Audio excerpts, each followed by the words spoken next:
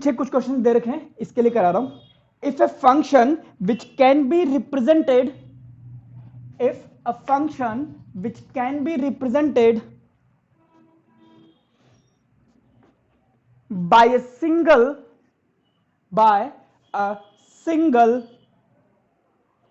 sine, SINE, sin theta वाला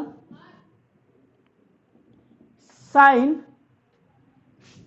और कोज और बोथ, ऐसी इक्वेशन जिसमें सिर्फ साइन आए, सिर्फ कोज आए या दोनों आए और both, then it will show SHM, then it will show SHM, या the function is set will show the SHM motion, कुछ भी कर लेना, ठीक है। Otherwise it can be harmonic, otherwise it can be harmonic, not SHM, not SHM। For example, जैसे मैं आपसे बोलूं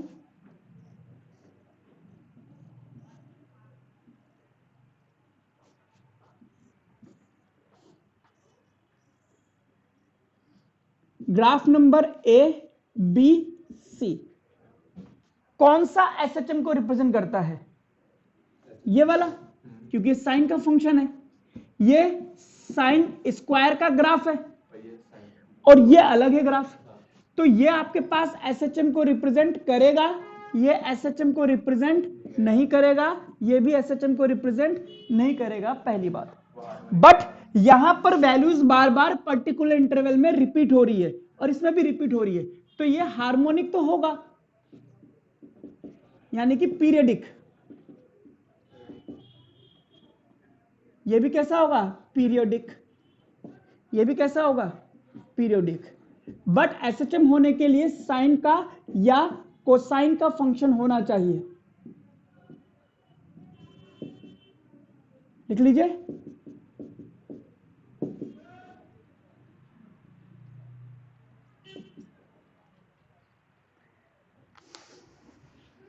कुछ इक्वेशंस लिख रहा हूं मैं।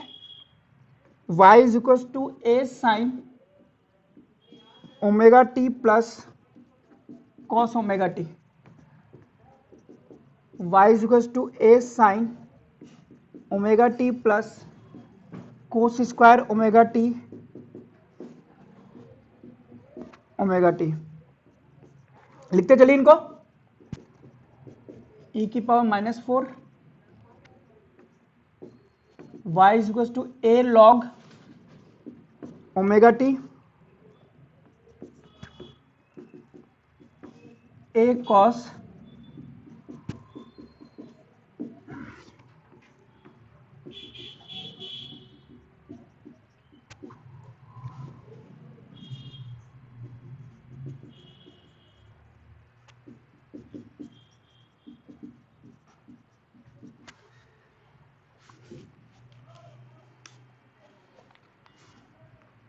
आपको बताना है SHM कौन शो करेगा, पीरियडिक कौन शो करेगा, हार्मोनिक कौन शो करेगा।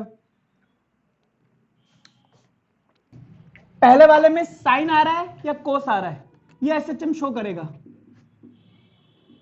SHM है तो पीरियडिक भी हो गया,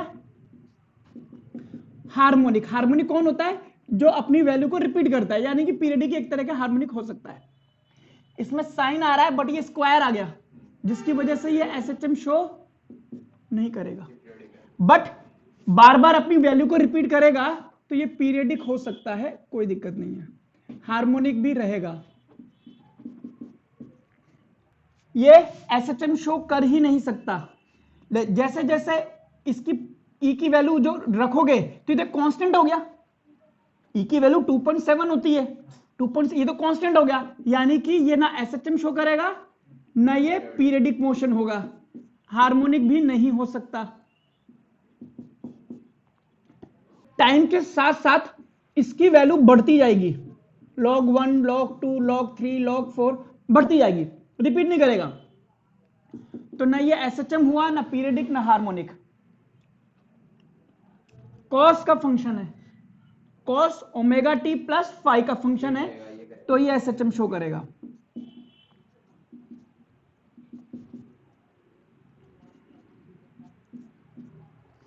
साइन स्क्वायर यही वाला ग्राफ आ गया, ये SHM शो नहीं करेगा, बट ये पीरियडिक हो सकता है, कोई दिक्कत नहीं है इसके। स्क्वायर आ गया तो ये SHM शो नहीं करेगा, बट पीरियडिक होगा ये।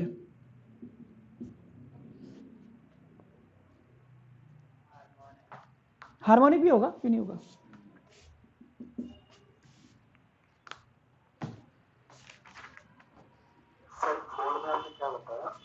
फोर में लॉग की वैल्यू देखनी सीखी होगी आपने केमिस्ट्री में, तो log 1 की वैल्यू होती है जैसे 0, log 2 की वैल्यू होती है 0.3010, log 3, तो इस log ओमेगा टी इसकी वैल्यू बढ़ती है तो y की वैल्यू सिर्फ बढ़ती जाएगी एक तरफ, 1 2 3 4 5 6 7 8 ऐसे बढ़ती जाएगी, तो रिपीट करने वाला सवाल ही पैदा नहीं होता, तो वैल्यू सिर्फ बढ़ रही है एक साइड में। चलिए आगे बढ़ते हैं। हेडिंग डालिए damped oscillation, damped oscillation NCERT में दे रखा है और अच्छे से दे रखा है, बट मैथमेटिकली ये बहुत ऊपर है, इसलिए बहुत ज्यादा इसमें से पूछा नहीं जाता।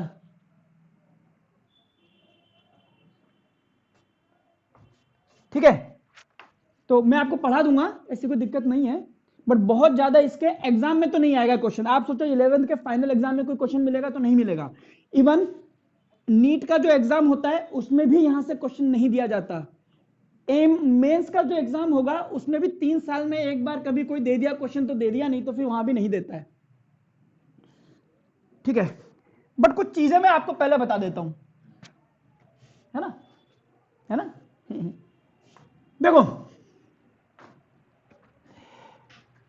एक ऑसिलेशन होता है फ्री ऑसिलेशन, है ना, किसकी बात कर रहा हूं, फ्री ऑसिलेशन।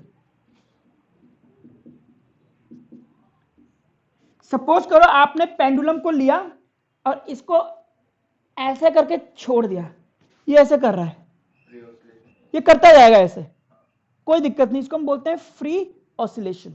और जैसे पेंडुलम की बात करते हैं, पेंडुलम वाला मोशन की बात करते हैं, ये फ्री ऑसिलेशन है, और इसके लिए इक्वेशन लिखी जाती है D square x D T square plus omega square x 0। इसको हम बोलते हैं डिफरेंशियल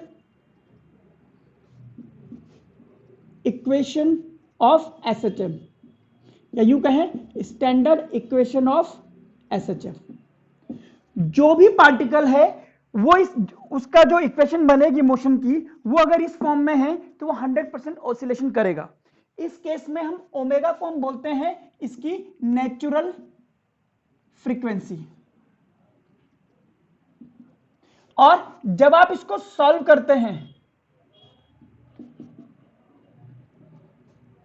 अब ये सॉल्व कैसे होता है ये बहुत अलग बात है। इनको सॉल्व करने के लिए आपको शायद इंजीनियरिंग सेकंड ईयर में जाना पड़ेगा, या मैथमेटिकल सेकंड ईयर में उसको सॉल्व करना सिखाते हैं। मैंने अपने नोट्स में इसको सॉल्व करके दिखाया हुआ है, तो जिसका इंटरेस्ट हो उसमें से एक बार देख लेना। बट इसको जब आप सॉल्व करते हैं तो आपके पास आता है x = a sin omega T. ये क्या है, ये सॉल्यूशन है, किसका, इसका। जैसे फॉर एग्जांपल मैं आपसे कह दूं dx/dt = y, ये आपके पास क्या है, डिफरेंशियल इक्वेशन है। आपसे बोले इसको सॉल्व करो, तो हम क्या करेंगे, dx/dt इसको इंटीग्रेट करेंगे, इसका आ जाएगा x, y का आ जाएगा t प्लस कांस्टेंट कर देंगे, हाँ, इंटीग्रेशन कांस्टेंट। इस डिफरेंशियल इक्वेशन का ये क्या हुआ, सॉल्यूशन हुआ। ऐसे ही इस डिफरेंशियल इक्वेशन का सॉल्यूशन ये है आपके पास फ्री ऑसिलेशन। पहले आप इसको लिख लो कि आपको ये बात समझ में आ रही है या नहीं आ रही है। नेचुरल फ्रीक्वेंसी, डिफरेंशियल इक्वेशन और उसका सॉल्यूशन क्या है, नोट करके लिखना डैम्प्ड ऑसिलेशन में। हाँ, टीचर को जब बच्चा परेशान करना होता है तो वो यहां से क्वेश्चन जरूर उठाता है। हाँ हाँ, और क्या, उसको पता है साले ने याद ही नहीं करा, क्योंकि उसको पता है बच्चा घर से सोच के जाता है ये सर देंगे, ये सर नहीं देंगे, वो ये भूल जाता है कि भाई सर तुम्हारा सर है भाई, वो तुम्हें पढ़ा रहा है, तुमसे ज्यादा जानता है कि तुम कहां तक सोच सकते हो। चलिए अब देखते हैं डैम्प्ड ऑसिलेशन।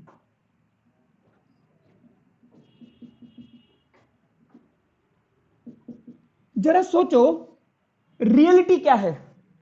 रियलिटी यह है कि ये पेंडुलम अगर आपने करा करके छोड़ दिया तो ये धीरे धीरे धीरे धीरे धीरे धीरे धीरे धीरे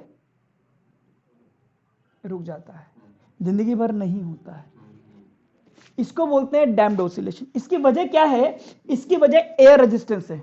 जब ये इधर जा रहा है तो एयर इसको इधर धक्का देती है, तो इसकी स्पीड धीरे धीरे कम होती है। जब ये इधर आता है तो एयर इसको उधर धक्का देती है, फिर ये इधर आता है। तो या यूं कहो कि आपने इस ऑसिलेटर को पानी में डाल दिया है ससुरा, ये लो। अब पानी डिपेंड करता है इसके पास एनर्जी कितनी है। पानी इसके मोशन को अपोज करेगा। अगर इसकी वेलोसिटी इधर है तो पानी का एक डैम्पिंग फोर्स इधर लगेगा, अगर वेलोसिटी इधर है तो डैम्पिंग फोर्स इधर लगेगा, यानी कि there is a extra force. Listen, in free oscillation there is only one force which is causing the oscillation, which is providing the force for the motion. But here the new force that is called as damping force comes into the picture. वैसे damping force जरूरी नहीं है कि velocity पर depend करे, ये कई factors पर डिपेंड कर सकता है और कई तरीके के डैम्पिंग फोर्स हो सकते हैं। बट हमारे सिलेबस में जो डैम्पिंग फोर्स दे रखा है वो यही दे रखा है कि ये होगा बीवी, यानी कि वेलोसिटी के अपोजिट डायरेक्शन में। जितनी ज्यादा वेलोसिटी होगी उतना ही ज्यादा डैम्पिंग फोर्स होगा, और here B is called as damping constant. इसकी वैल्यू क्वेश्चन में देगा या निकलवा लेगा। अभी तक फ्री ऑसिलेशन में आप जो नेट फोर्स लिखते थे वो लिखते थे -kx। अब एक फोर्स और आ गया पिक्चर में, दैट इज डैम्पिंग फोर्स, तो इसलिए यहां पे हम लिखेंगे -bv। तो ये हो गया आपके पास नेट फोर्स, जिसके अंडर में इसको करना है SHM। अब हमारा काम हो गया खत्म, क्योंकि आपको भी पता है कि पिछले क्लास में मैंने जितने भी एग्जांपल कराए थे उसमें सबसे पहला काम यही था कि you have to find out the responsible force which is causing actual SHM, and in this case the force is -kx -bv। Now thing is over. How? अब मैं इसकी डिफरेंशियल इक्वेशन बना देता हूं। अगर इसका मास m है तो ma -kx bv, a की जगह मैं लिख दूंगा d²x/dt²। इसको मैं नीचे ले आऊं -k/mx -b/mv, तो d²x dt² plus k/mx plus b/m into v, and this is called the differential equation of damped oscillation. Here k/m is called as omega square। देखो ना, यही तो था ना, d²x/dt² plus omega square x। Clear? और आप चाहो तो वेलोसिटी को आप dx/dt भी लिख सकते हो, किसी भी फॉर्मेट में आ सकता है। So this is the differential equation of damped oscillation. And damping force हमने क्या माना है? वेलोसिटी के अपोजिट डायरेक्शन में। अब मैं इसको सॉल्व करूंगा। अब जरा सोचो, वही वाली इक्वेशन सॉल्यूशन आपके सिलेबस में नहीं था तो ये भी नहीं होगा, इसलिए मैं यहां पे इसके स्टैंडर्ड रिजल्ट लिखूंगा। तो लिख लीजिए पहले, ऑन सॉल्विंग ये रिजल्ट आता है कि y मतलब x मान लो कि x will be a0 e की power -bt/2m sin omega dash plus 5।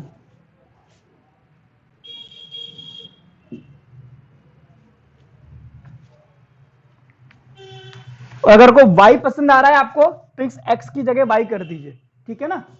आप चाहते हो कि नहीं सर यहां y लिखो तो यहां भी y कर देना, यहां भी y कर देना, मेरे को कोई दिक्कत नहीं उससे।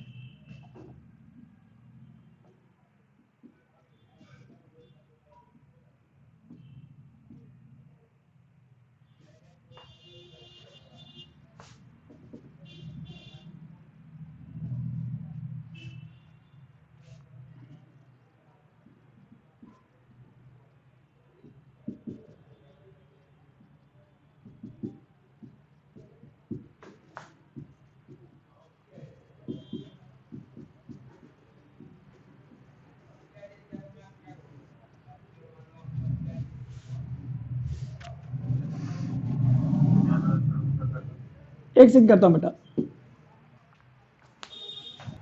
ये क्वेश्चन इंपॉर्टेंट है, यहां तक पूछ सकता है आपसे स्कूल में। इसको ओमेगा नोट करना, मतलब नेचुरल फ्रीक्वेंसी जो उसकी है पहले।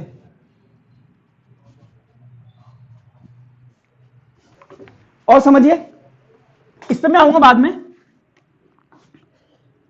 अगर इस केस में डैम्प्ड ऑसिलेशन की फ्रीक्वेंसी की बात करोगे तो ये आएगा under root omega naught square minus b/2m का square, frequency of damped oscillation. ये सब वो इक्वेशन सॉल्व करने पे आएगा।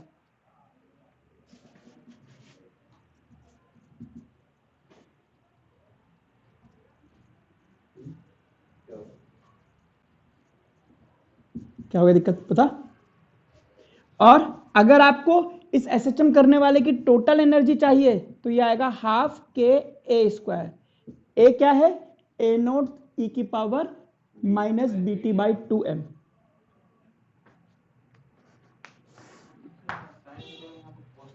यहां पे हाँ, वो डिपेंड करता है, कोई फर्क नहीं पड़ता उससे।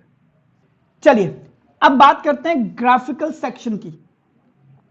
अगर मैं इसका कर्व खींचूं तो इसका कर्व साइन का कर्व है, बट इस साइन के कर्व में ए की वैल्यू ये देखिए ये है। अगर मैं इसको और ढंग से लिखूं तो e की पावर BT/2m, टाइम के साथ साथ डिनोमिनेटर की वैल्यू बढ़ती जाएगी, जिससे ए की वैल्यू कम होती जाएगी, दैट इज डैम्पिंग।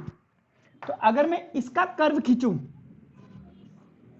तो ये कर्व आएगा, साइन वाला है, तो यहां से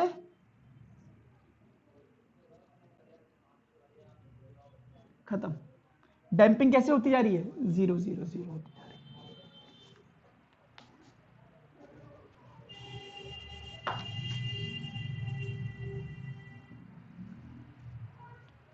चलो क्वेश्चन में दे दूंगा बाद में।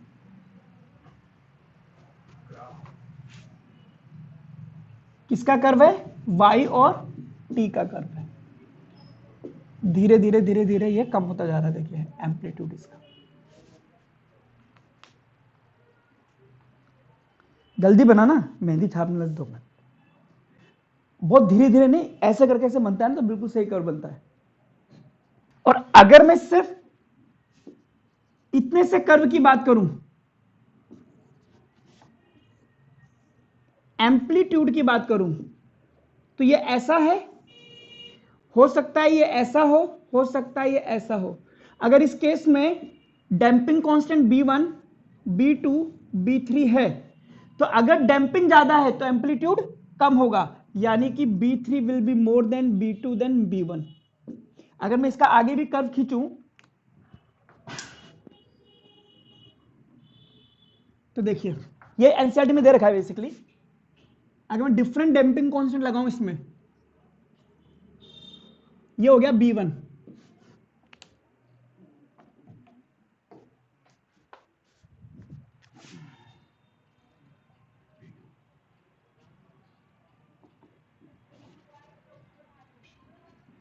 ये हो गया B2। ठीक है, बहुत जल्दी खत्म हो गया क्योंकि डैम्पिंग ज्यादा थी। और जाने कहां मेरा जिगर गया जी, सॉरी, फिर काला कर दूं ध्यान रखें ढंग से। खत्म। अब ये तीन कर्व दे रखे हैं, तीनों की अलग अलग डैम्पिंग है, तो सबसे कम एम्पलीट्यूड इसका है और बहुत जल्दी ये 0 हो गया, खत्म। तो B3 सबसे ज्यादा है, B2 और B1। समझ आ गया? बनाइए सब। डन? हेड बना लिया। Forced oscillation and resonance. Forced oscillation and resonance. अब देखिए फोर्स्ड ऑसिलेशन क्या होता है। फ्री ऑसिलेशन, नेचुरल ऑसिलेशन, ये ठीक है, डैम्पिंग, ठीक है। अब आप चाहते हो ये डैम्प ना हो, जिंदगी भर काम करे, तो इसको एनर्जी देनी पड़ेगी, जैसे जैसे वॉच में सेल लगाते हो वो सब। तो इस केस में मैंने क्या करा, सपोज करो ये मेरे पास एक ड्राइविंग फोर्स है,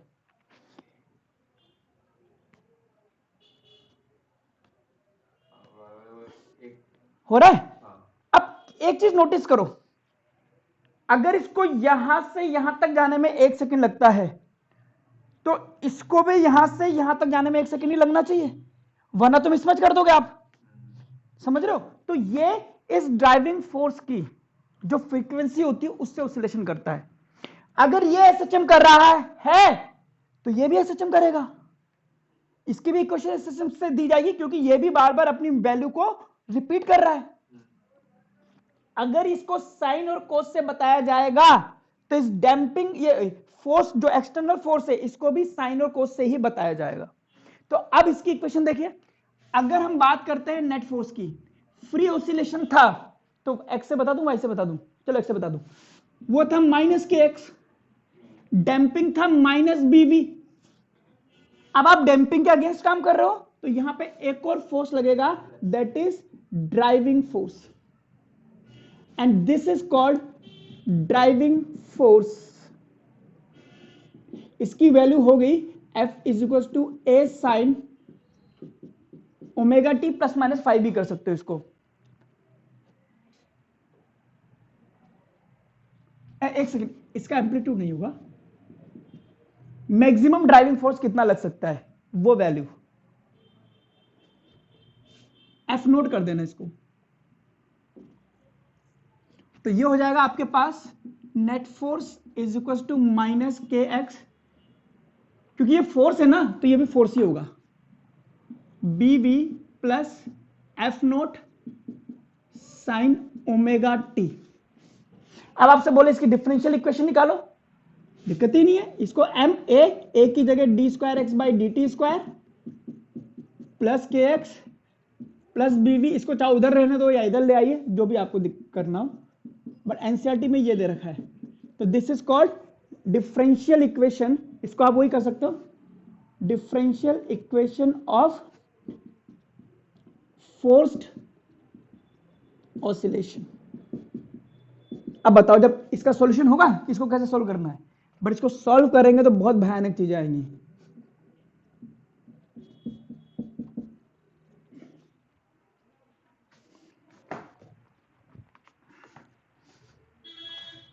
तो इसके लिए आता है x की इक्वेशन आएगी a साइन, अब देखिए आप, मैंने एसएचएम की इक्वेशन में ओमेगा डी लिखा है, क्योंकि जो पार्टिकल एसएचएम कर रहा है उसकी फ्रीक्वेंसी और ड्राइविंग फोर्स की फ्रीक्वेंसी सेम जाएगी, और यहां पर ए जो होता है, ये देखो इसकी, ये होता है F naught by M square omega D का स्क्वायर का whole square plus omega D square B square, और इस पूरे का रूट, भैंस की पूंछ, ये है भाई। देखो याद नहीं करना आपको, बट मैं बता रहा हूं। और इसमें फाई अगर निकालना हो, अब इसके बारे में ज्यादा क्वेश्चन मत पूछना कि ये कहां से आया, मैं बताने की स्थिति में भी नहीं रहूंगा, जितनी आती फिजिक्स वो भी भूल जाऊंगा, अपने आप पढ़े हो जाना, करते रहना। बी नोट, ये इंपॉर्टेंट नहीं है, बट अब जो करा रहा हूं उस पे आपके पास 1 मार्क्स के 2 मार्क्स के क्वेश्चन बन सकते हैं। ये क्या है, natural frequency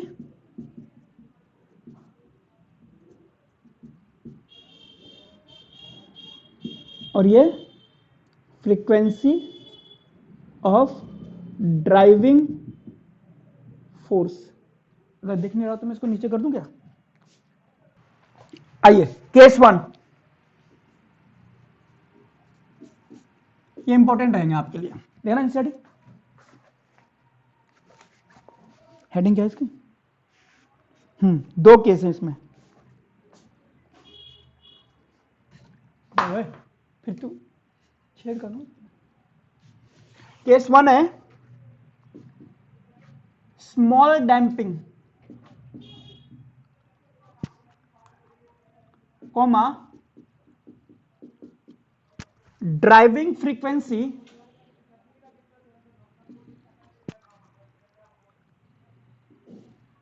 far from natural frequency.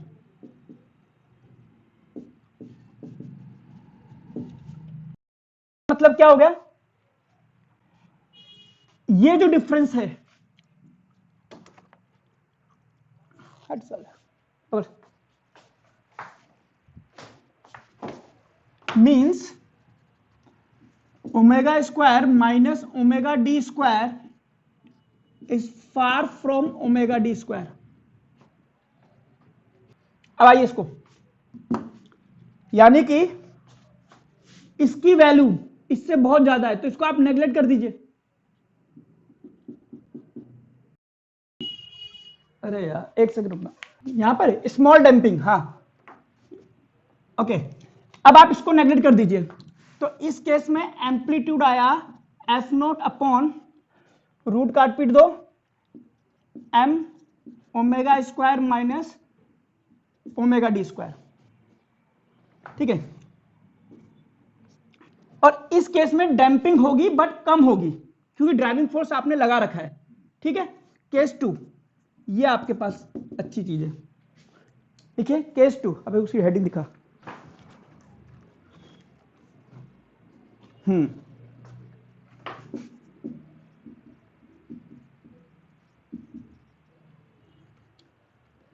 Driving frequency close to natural frequency, मतलब इन दोनों के बीच में कोई डिफरेंस बचा ही नहीं।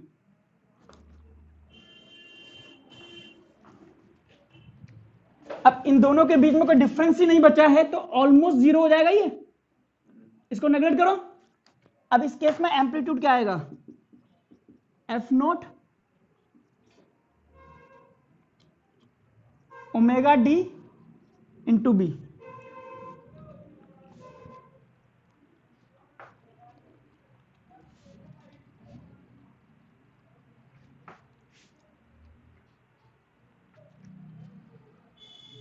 और इसी को हम बोलते हैं रेजोनेंस कंडीशन।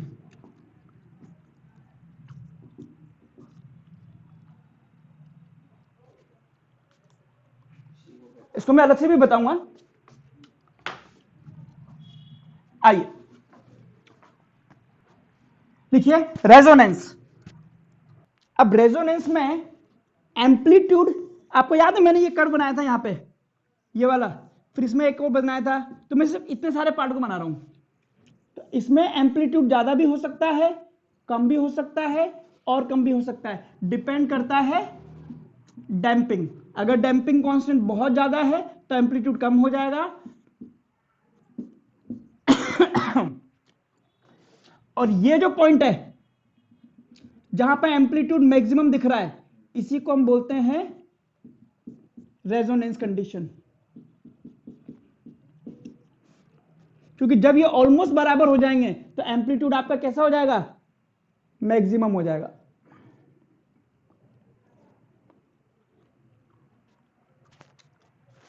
और ये कंडीशन कहलाती है, ओमेगा के बीच का कर्व है रेजोनेंस। इन फोर्स्ड ऑसिलेशन, जल्दी जल्दी लिखिए, गाड़ी खड़ी नीचे। In forced oscillation if the frequency of driving force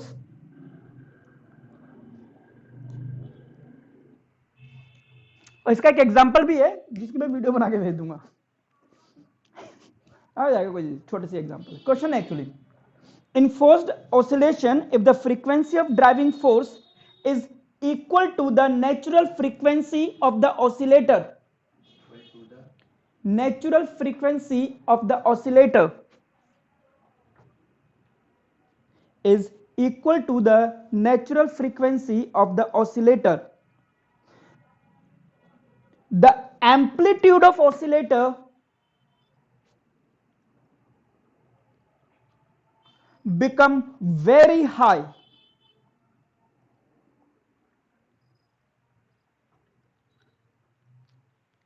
Such oscillations, या this condition, छोड़ो ना, such oscillations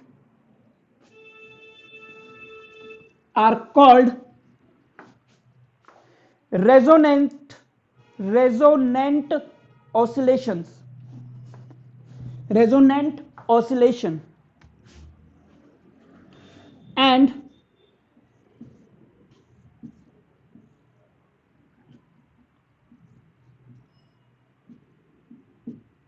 this phenomena is called resonance. आइए देखिए, इस केस में मैंने 4 ऑसिलेटर लगा दिए, चुपचाप हैं, और ये आपकी स्ट्रेचेबल स्ट्रिंग है। मैंने क्या करा, इसको खींच करके इसको ऑसिलेशन कराया ओमेगा से, तो इसके वाइब्रेशन इसके पास जाएंगे, ये वाइब्रेशन, कोई है, कोई भी तो नहीं, आगे जाएंगे, आगे जाएंगे। अब आपको पता है टाइम पीरियड होता है 2 पाई अंडर रूट L/G, जिसकी लेंथ समान है उसका टाइम पीरियड सेम होगा, तो उसकी फ्रीक्वेंसी भी क्या हो जाएगी, सेम। तो इसकी frequency number 1 A B C और D, frequency of A will be equal to frequency of D, क्यों, क्योंकि length of A is equal to length of D है। तो ये दोनों रेजोनेंस में आ जाएंगे और इनका ही एम्पलीट्यूड मैक्सिमम होगा। लेंथ अलग है ना, फ्रीक्वेंसी अलग अलग है। Of A and D will be maximum, ये दोनों नहीं आएंगे। हाँ, आपने कई बार देखा होगा, किसी कभी पोस्ट आ जाती है कोई ना कोई कि ये ऑसिलेटर सबकी लंबाई सेम कर दो और एक को खींच करके छोड़ दीजिए, तब सारी होगी, तब ये सबको, सबकी लंबाई सेम है, सबकी फ्रीक्वेंसी सेम होता है, फिर चलता है, ऐसे चलता रहता है अगर डैम्पिंग नहीं है तो। अदरवाइज इस केस में इन दोनों का एम्पलीट्यूड मैक्सिमम होगा, क्यों, क्योंकि दोनों ही रेजोनेंस में आ जाएंगे, बाकी का नहीं आएगा। That's all for today.